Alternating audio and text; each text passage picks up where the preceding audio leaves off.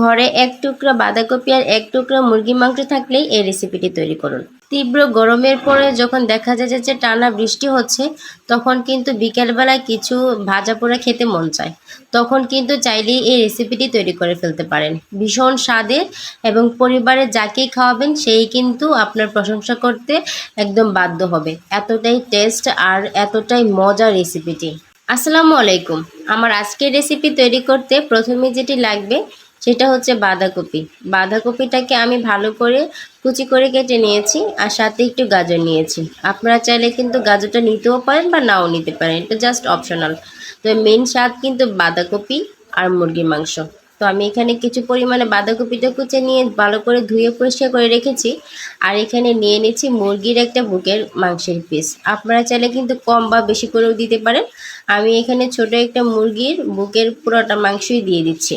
প্রথমে আমি ছোট ছোট করে টুকরো টুকরো করে কেটে নিচ্ছি। আপনারা চাইলে কিন্তু এই কাজটা বটি দিয়েও করতে পারেন, তবে ছুরির সাহায্যে এরকম ছোট ছোট করে টুকরো করে তারপরে কিন্তু থেতলে নিলে সুন্দর হয়। আর এছাড়া আপনারা চাইলে পাটা পোতা দিয়েও কিন্তু সুন্দর করে থেতলে নিতে পারেন।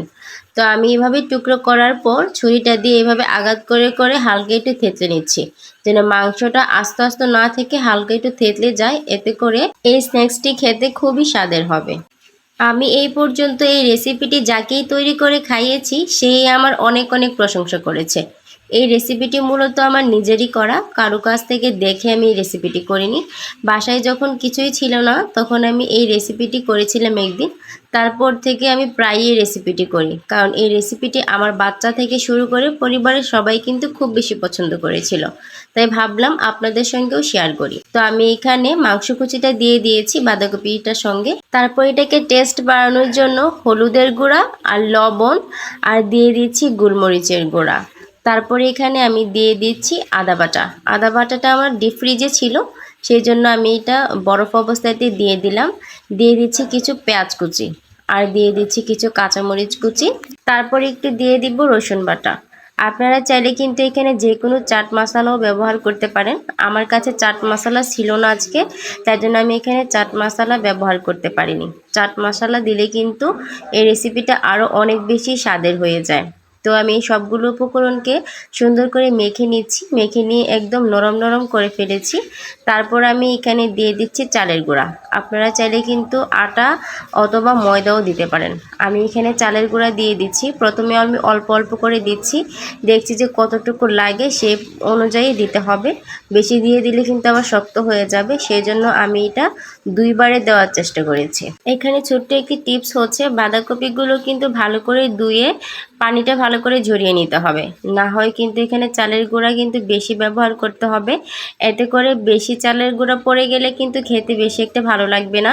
যদি পানিটা ভালো করে ঝরে যায় বাঁধাকপি থেকে, তাহলে কিন্তু চালের গুঁড়ার পরিমাণটাও কম লাগে, তারপরে কিন্তু খেতেও ভালো লাগে আর খুব মুচমুচে হয়ে ভাজা হয়। যে দেখেন আমি এইভাবে করে মুষ্টি মুষ্টি করে লম্বা লম্বা আকৃতিতে করে নিচ্ছি। আপনারা চাইলে কিন্তু যে কোনো আকৃতিতে এগুলো বানাতে পারেন, তবে আমার কাছে মনে হয় যেন লম্বা লম্বা আকৃতি করলে দেখতে সুন্দর লাগে আর খুব মুচমুচে হয়, মানে ফিঙ্গার রোলের মতো খুব বেশি ভালো লাগে এভাবে করে করলে। আমার পরিবারের সবাই তো এটা খুব বেশি পছন্দ করে। আমার বাচ্চারা তো কথাই নেই, ওরা যদি আজকে এই রেসিপিটা যদি দেখে না ওরা করেছি, তাহলে কিন্তু খুব খুশি হবে। লো টু মিডিয়াম হিটে এগুলাকে ভেজে নিতে হবে, না হয় কিন্তু ভিতর থেকে হবে না, আবার উপর থেকে বেশি ভাজা হয়ে যাবে, মানে আগুনটা যদি আপনারা বেশি দিয়ে নেন। তো আমি এখানে লো টু মিডিয়াম হিটে ভেজে নিচ্ছি। আর খেতে যে কি মজা ছিল, ভিতরটা মাংসের জন্য একদম জুসি জুসি ছিল আর মুচমুচে ছিল উপরটা, অনেক ভালো লেগেছে খেতে।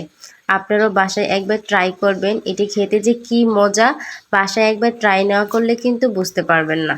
বৃষ্টির দিনের বিকেলে এমন একটি নাস্তা হলে চায়ের সঙ্গে কিন্তু আর কিছুই লাগে না।